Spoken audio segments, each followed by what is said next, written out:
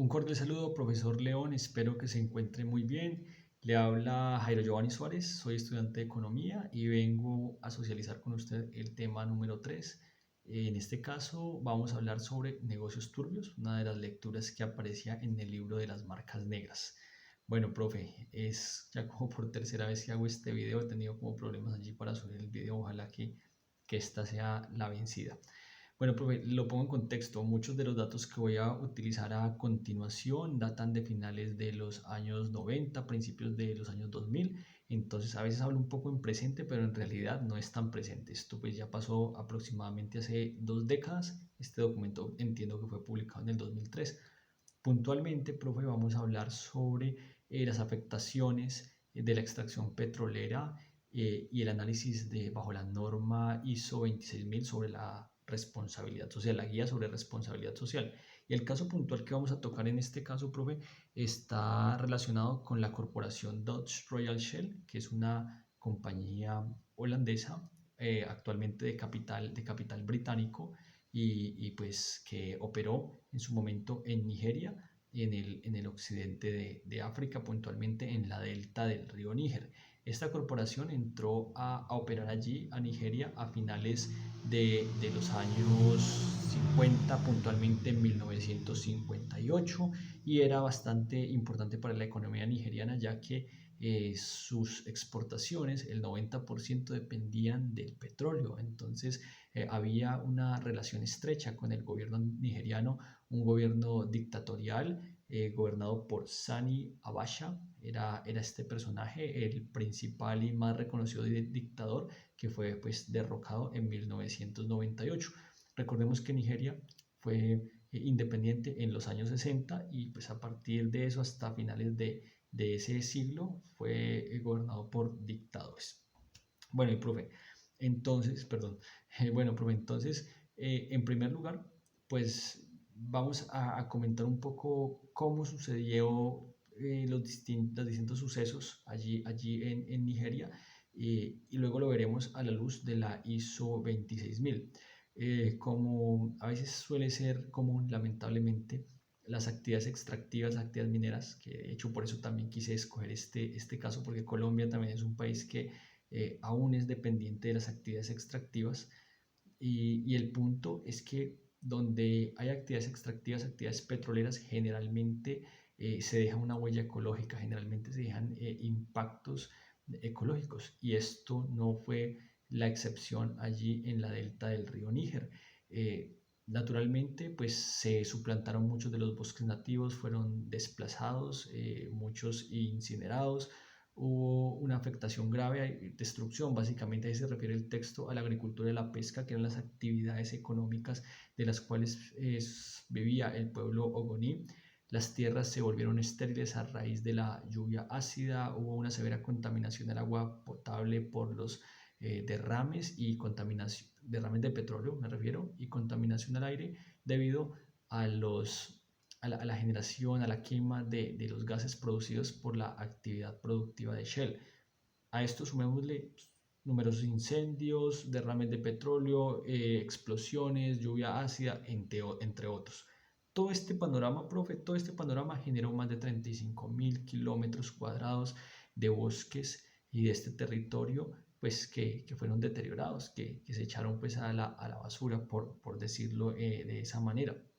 Adicionalmente, 7 millones de metros cúbicos de residuos fueron generadas por las perforaciones durante 35 años, derrames de petróleo, perdón, que superaban los 2.300 metros cúbicos al año, más de 300 manchas de petróleo, más de 60 focos de gas, un gas que se quemaba al aire libre, que incluso fue criticado, pues luego le comento por qué, y este gas superaba en 9 veces el gas metano emitido por un país como Holanda, lo cual resulta pues bastante aterrador que una sola corporación en una región sea capaz de generar más gas de lo que genera un país completo como Holanda, que si bien es un país pequeño, pero pues su población tampoco es que sea tan diminuta.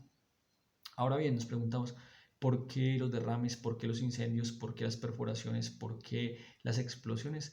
Eh, los los participantes de este texto, los pobladores, los activistas, etcétera, etcétera, manifiestan que era culpa total de Shell debido a que su infraestructura, sus elementos técnicos no se encontraban en buen estado, que incluso muchos de los oleoductos databan de finales de los años 50, del año 58, y que por tal razón pues era ya normal que el deterioro de estos oleoductos pues generara los derrames, las explosiones constantes a las cuales se veía sometida la comunidad, ya que la comunidad Ogoni vivía en medio de la zona de producción y de extracción de Shell.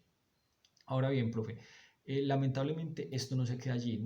Es lamentable pues todo lo que ocurre con el ecosistema, con las hábitats naturales, con el agua, con los ríos, con la delta del río, pero el problema fue aún mayor, fue más grande.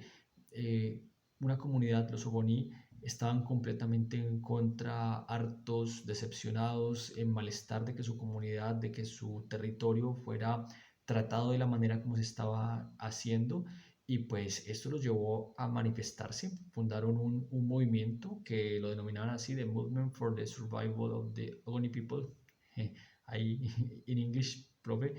Y esto estaba liderado por Kensaro Wibo, era el líder, un líder reconocido de los Ogoni, un activista y en contra de las actividades de Shell y del gobierno opresor dictatorial que había allí, liderado también por Abusha.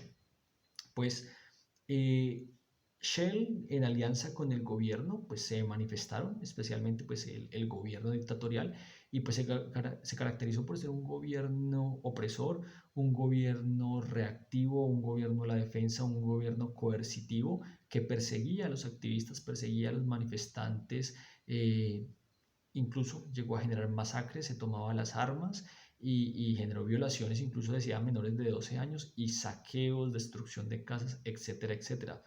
De otro lado, la constante y creciente corrupción, enriquecimiento de las élites que se enriquecían y ponían dinero en paraísos fiscales a cuenta del desangramiento de la delta del río Níger y de sus comunidades autóctonas.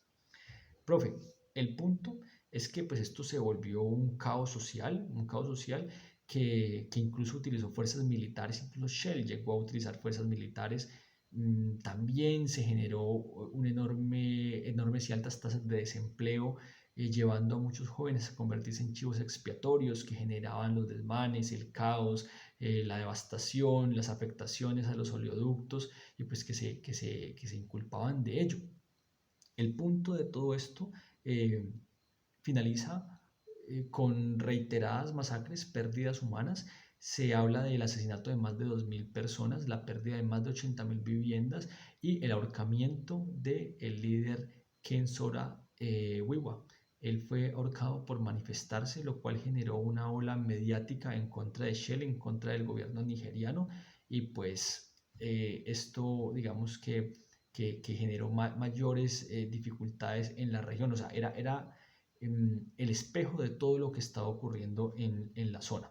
Ahora bien, profe, ya conociendo este contexto y ya sabiendo que se violaron derechos humanos, que hubo una afectación grave al medio ambiente, al cambio climático, etcétera, etcétera, pues vamos a analizarlo desde las materias y los principios de la ISO 26000. Empecemos por el tema de la gobernanza. Pues definitivamente allí no se cumplen los principios de gobernanza. ¿Y por qué no se cumplen los principios de gobernanza? Puntualmente porque no se generaron oportunidades justas para los grupos minoritarios. Esta norma es bastante reiterativa cuando se refiere a los grupos minoritarios, a los grupos étnicos, a los grupos indígenas, y menciona que es importante tenerlos en cuenta, es importante cuidar sus tradiciones, es importante reconocer su historia y su autoridad en determinados territorios. Pues allí ni se les reconoció tal cosa ni fueron tenidos en cuenta, como lo menciona la gobernanza. No fue tenida en cuenta su opinión, no fueron incluidos, no fueron inmersos, y no hubo canales de comunicación bidireccionales que permitieran esa coyuntura. Entonces, en materia de gobernanza, pues allí está el quebrantamiento, y no podríamos decir que se cumple esa norma que se contempla dentro de las materias de la responsabilidad social. En materia de derechos humanos es evidente que se violentaron, que se quebrantaron, que se transgredieron, que se transgredió la Carta de la Carta Universal de los Derechos Humanos. Esta declaración se transgredió. Y se transgredió ¿cómo? Porque no se respetaron derechos civiles, derechos sociales, no se respetó el derecho a la vida, se oprimió a los manifestantes, se oprimió el derecho a la libertad de expresión, se violentó el derecho a la seguridad, se generó desplazamiento, se puso en una mala situación la seguridad alimentaria de la comunidad, el acceso al agua, y el Estado, perdón, y Shell fue cómplice del Estado. A Shell le convenía la situación que estaba ocurriendo porque los Ogoni eran la principal barrera para que no se diera, perdón, porque se me va a descargar el teléfono.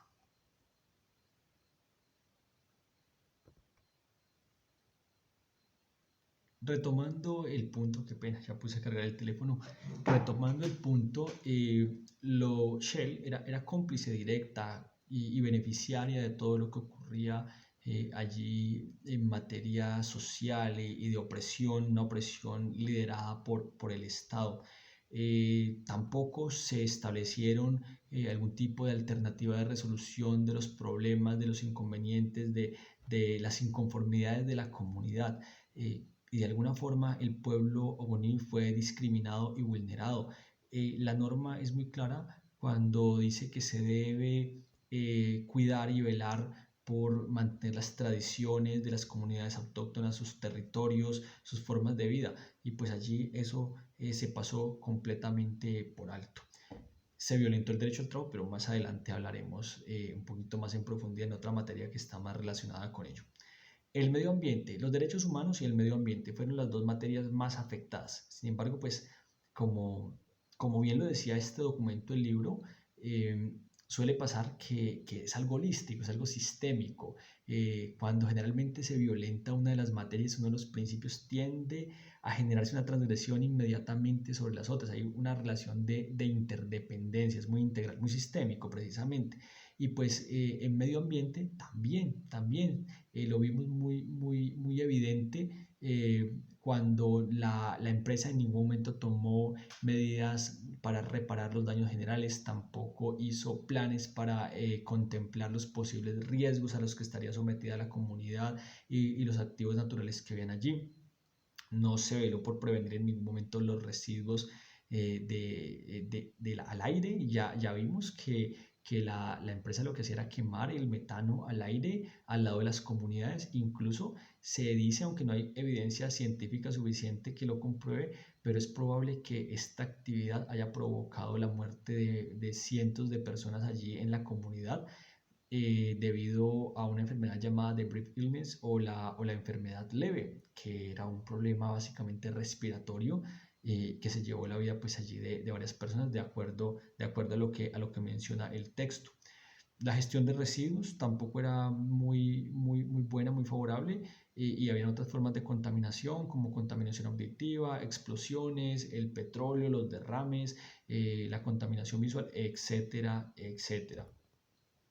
De ninguna manera se puede decir que hay un uso sostenible de los recursos, empezando que las actividades extractivas de fuentes de energía no alternativas como el petróleo, de estos fósiles, pues no, eso no es muy sostenible, que digamos, porque precisamente es algo que se agota, es algo que contamina, es algo que derrocha. Entonces no se puede considerar como que vaya en la línea de la eficiencia energética. Y también vemos que la delta del río y la zona costera, nada más cuando googleaba y buscaba de pronto algo, encontraba imágenes lamentables, información lamentable. Entonces no se cuidaba tampoco ni se preservaba el agua. Completamente a favor de las emisiones de gases de efecto invernadero, con los 12 millones de toneladas que generaban, y afectaciones al ecosistema, a la biodiversidad, a los suelos. Era muy evidente el desplazamiento que generaron las acciones de Shell.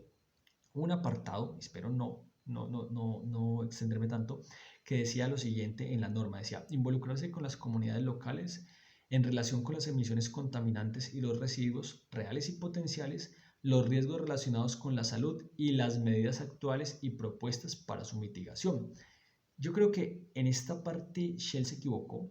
Si bien estaba muy de la mano con el gobierno opresor, con el que tenía el poder, pero creo que se equivocó al no acercarse, al no involucrar, como dice acá, a las comunidades locales. respecto a las posibles externalidades que podría generar, respecto a los posibles daños que se podía generar, respecto a las expectativas que tenía la comunidad. Creo que si hubiese habido ese acercamiento, esa empatía entre las dos, se hubiese hecho un mejor ejercicio de gobernanza, un mejor ejercicio de desarrollo local, de intervención comunitaria, pero pues eso no pasó y llevó, de alguna forma se puede decir que, no llevó directamente, pero sí contribuyó a que de pronto el problema fuera más grave de lo que fue. Quizás si hubiese habido diálogo, si hubiesen habido esos mecanismos de participación, tal vez la situación se hubiera podido mitigar un poco. En prácticas laborales también se queda Schelling respecto a la ISO 26000. ¿Por qué? Porque se suprimieron las opciones de trabajo, la pesca, la agricultura, esos medios de producción fueron pasados por encima, fueron afectados y las personas se quedan sin medios de producción. Y si una comunidad se queda sin medios de producción, pues va a ser muy difícil acceder a condiciones dignas laborales, aptas, pertinentes, legales. El único trabajo, bueno, se decía que se generaban más de 10.000, alrededor de 10.000 empleos, pero muchos de esos empleos eran para personas del extranjero. Y otros empleos que se generaron fueron para jóvenes como chivos expiatorios que se encargaban pues de hacer los daños a los oleoductos y de generar caos. Pues eso no es un empleo, ¿no? Porque no es decente, porque no es legal, porque no es libre, porque no es seguro, porque pone en riesgo la vida, porque eso no es un trabajo digno. Entonces allí también estamos mal con Shell. Las prácticas justas de operación. También estamos con un punto negativo. ¿Por qué? Porque fue cómplice de un gobierno corrupto que pese a que el 70% de su población vivía por debajo de la línea de pobreza extrema, pues era cómplice y permitía que el gobierno se hiciera rico a costas de desangrar a una comunidad, a costas de desangrar el suelo y las tierras de la delta del río Níger. Eso pues también está muy mal, ¿no? La participación política no fue responsable. Shell se aprovechó de alguna manera de sus influencias políticas para hacer de las suyas, para oprimir al pueblo, para ahuyentarlo, para masacrarlo de alguna manera, aunque no lo hicieron directamente de pronto ellos, pero avalaron de alguna forma y se quedaron callados respecto a lo que quizá hizo el dictador en su momento. También se quiebra el principio de respeto a los derechos sobre la propiedad. Volvemos y lo repetimos, la carta es muy precisa cuando trata de proteger a las comunidades autóctonas, a los indígenas, a las comunidades étnicas que tienen un apego cultural histórico a una zona y pues acá en realidad la propiedad por el contrario se devastó, se deterioró y se acabó prácticamente. Ya por último, los principios de la norma ISO 26000, pues hice una lista de chequeo corta como para no extendernos tanto. Eh, y pues primero, rendición de cuentas no hubo, ¿cierto? Porque la rendición de cuentas debe convocar a las partes interesadas, en este caso, por ejemplo, a los Ogoni, en ningún momento se hizo, ¿cierto? La información tampoco fue transparente, tampoco fue clara, tampoco se establecieron los mecanismos para que comunidades como los Ogoni accedieran a esa información. Entonces, allí también digamos que tenemos un punto en contra, tampoco se cumple. Comportamiento ético, no creo que sea ético generar masacres, violaciones, eh, daños premeditados o deliberados con anticipación, afectaciones a la salud humana, eso no es ético y tampoco es legal. No creo que en Nigeria fuera legal la muerte, sí, la pena de muerte, el ahorcamiento, todo lo que allí ocurría. Y si fuese legal, pues no es legal a la luz de tratados internacionales como la Carta de los Derechos Universales o la Conferencia de Río que protege y preserva el medio ambiente. Ahora se va a descargar el computador. Respecto a la normatividad internacional de comportamiento, pues tampoco digamos que allí se cumple muy de cerca ello. Y algo que sí no se cumple y que es muy claro es el respeto a los intereses de las partes interesadas. Eso no se cumplió. En ningún momento se respetó el interés de las partes interesadas. A los Ogoni, perdón, se les ignoró por completo y simplemente se les afectó, se les deterioró. Vuelvo y repito, de acuerdo a lo que menciona el texto, a los testimonios de las personas, de los activistas que estudiaron y que fueron pues citados allí en el texto. Ya para cerrar, el respeto a los derechos humanos. Es evidente, cuando se respeta la vida, cuando se respeta la salud pública, la seguridad, el bienestar, la alimentación, la vivienda, pues eso no es respetar los derechos humanos y yo creo que en eso estamos completamente de acuerdo. Shell se defendió, ¿qué dijo al respecto? Se defendió, dijo que no tenía pues mayor relación con el caso de los Ogoni, tampoco había sido parte del ahorcamiento de Ken Saro-Wiwa y que el sabotaje y el vandalismo y el espionaje, pues que era algo que estaban haciendo algunas personas de los Ogoni para generar una mala imagen de la corporación. Hubo otros casos muy interesantes, como el de Angola, el de Sudán, me pareció aterrador ese asunto de que más de 2 millones de personas murieron a causa de una guerra que era financiada por dineros que venían de las actividades extractivas como el petróleo y que en Angola dos grandes compañías en una situación de competencia desleal se pelearan los territorios y una financiaba al gobierno y otra financiaba a grupos de rebeldes, pues me parecía una cosa de locos, ¿no? Me parece una cosa que va completamente en contra de la responsabilidad social. Creo que esas son las organizaciones y las corporaciones que no queremos, ojalá no existan, pero pues no podemos hablar mucho de eso porque el tiempo se nos acaba. En materia ambiental, se ha devastado la delta del río Níger, los ecosistemas, la biodiversidad, el paisaje. En materia social, se ha generado miles de muertes, turbulencia social, política, afectaciones a los Ogoní por parte del gobierno y de Shell. Y en materia económica, se ha provocado el empobrecimiento de la zona, la creciente desigualdad, el desempleo y un tejido empresarial precario donde la comunidad local no tiene mayor participación. Ya en resumida conclusión, Dutch Royal Shell, la empresa anglo-holandesa, pues no contribuye al desarrollo sostenible y eso es lo que busca la responsabilidad social, contribuir al desarrollo sostenible. La región situada en la delta del Níger, pues fue completamente afectada en las tres dimensiones del desarrollo sostenible. Entonces Shell, en vez de contribuir, afecta las dinámicas de desarrollo sostenible de esta comunidad, lamentablemente. Y de acuerdo, de nuevo repito, al caso que leímos. Bueno, muy interesante, profe, los casos, muy chévere, me agradó mucho pues todas las afectaciones de las actividades mineras, pues me agradó en el sentido de que me pareció interesante y lamentable, ¿no? De la visión crítica muy lamentable y pues ojalá ojalá cambien las cosas un poco y el mundo se vuelva un poco más justo y practiquemos un poco más los temas relacionados con la responsabilidad social. Bueno, profe, muchas gracias. Le dejo allí las diapositivas en el campus, el enlace y esperemos que esta vez sí funcione. Un saludo, que esté muy bien.